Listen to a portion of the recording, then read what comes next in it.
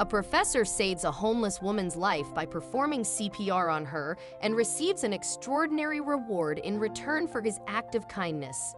It had been a usual sunny morning in Florida when Professor Oliver Moore was at the bus stop waiting for his ride to arrive. He was checking his watch frantically and was flipping the pages of his notes as he did every morning before his class. Only 10 minutes after his waiting, a bus announced its arrival. Professor Moore waited for everyone, especially the women and elders, to board the bus to avoid the bustling of bodies, and then made his way inside. Once on the bus, he received a warm greeting from the driver, Peter Jenkins, who was often assigned on the morning shifts by his agency. "Good morning, Professor. You reading about those chemicals again?" he asked, looking at the notebook Professor Moore was holding. "Good day, Peter," Professor Moore replied with a smile. Yeah, I was checking a few notes before the class. You doing well?" "All good, Prof. Come on in, fast. If I'm late, my boss will kill me," Peter said as he gained control of the wheel, preparing to depart. Professor Moore settled on one of the seats at the back and continued revising his notes. He was a chemistry professor at Hawking University in Florida, but Peter didn't really understand that chemistry was not just about chemicals. So every morning when he saw Professor Moore reading his notes, he thought the professor was reading about chemicals. Around 15 minutes later, the first stop of the day arrived. As some passengers disembarked, several others boarded, and it was amongst the new passengers that Professor Moore noticed a homeless woman. She was carrying a placard and a few other things and was dressed shabbily, something that the passengers weren't particularly pleased about. Some sneered at her for being homeless, while others began lashing out at her to get down. "How did a stinky bag like you even get the money to afford the ticket? My goodness, she reeks of garbage meat. Get away from me," an older woman complained, holding her nose. The woman felt terrible, and her eyes welled up. I'm not well. Can you please?" "Of course you are not well," the older lady shot back. "You look disgusting from head to toe. What makes you think you can travel with us, huh?" "Look, Mom," the woman barely began speaking when she felt disoriented and clutched a seating corner. Professor Moore noticed the woman seemed ill, so he approached her. "Hey, it's okay.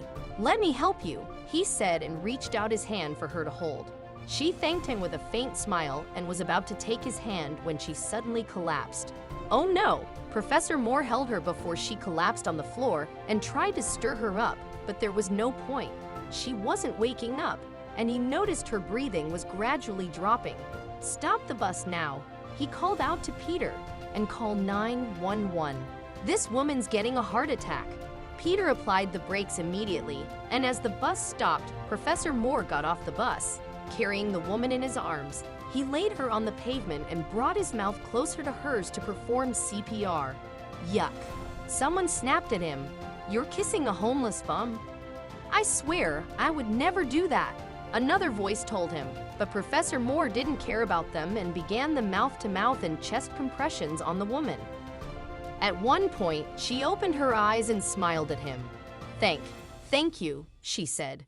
Fortunately, the paramedics arrived on the scene by then, and the woman was carried to the hospital. Professor Moore gave his contact to one of the doctors and said, "Let me know if she needs any help."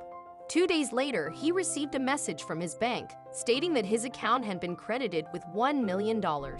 At first, he assumed it was a hoax, but his jaw dropped when he checked his account balance. It was real. He was a millionaire. Holy Jesus, he thought to himself. Suddenly, his phone rang and an unknown number flashed across the screen. "Hello, am I speaking to Mr. Oliver Moore?" The voice on the other end of the line asked him when he answered the call. "Yes." "Good morning, Mr. Moore. This is Andrew Lester. Thanks for helping my wife yesterday. She, was on the bus, and I just found out that you've saved her life by performing CPR." "Your wife? I'm sorry, I don't understand. Why would you just leave her on the streets then? Can't you? Actually, Prof, would you mind meeting at the hospital? I'd like to speak with you in person about something. I'm not sure I'm ready to talk about it like this on a phone call. I'll send you the address." "I'm okay. I'll see you there," Professor Moore replied and hung up.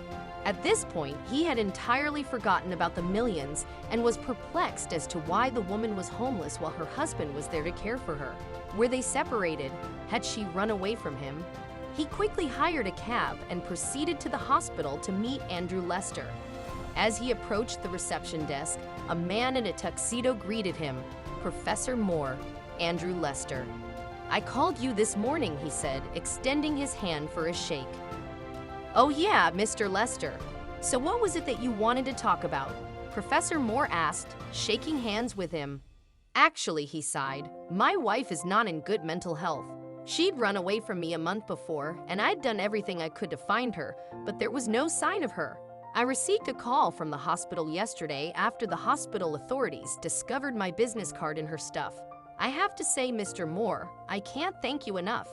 I'm a businessman by profession, and I even set aside $1 million for anyone who could help me find my wife, and I'm so grateful you did.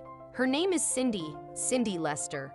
When Andrew clarified everything, it all started making sense to Professor Moore. "So that's how the $1 million ended up in the account," he pondered. "But Mr. Lester," he said, "I really can't take that money from you. I had no idea you transferred it. Please, I feel it was my duty to help her. I lost my wife years ago in a terrible car crash. She was pregnant with our child then.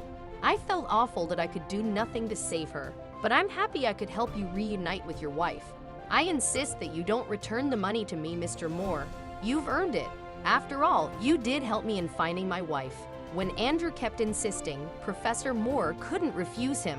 He decided to keep the money, but he used some portion of it for charity and some for a project that would save the lives of several people, particularly the impoverished and homeless, by providing medical services at a low cost.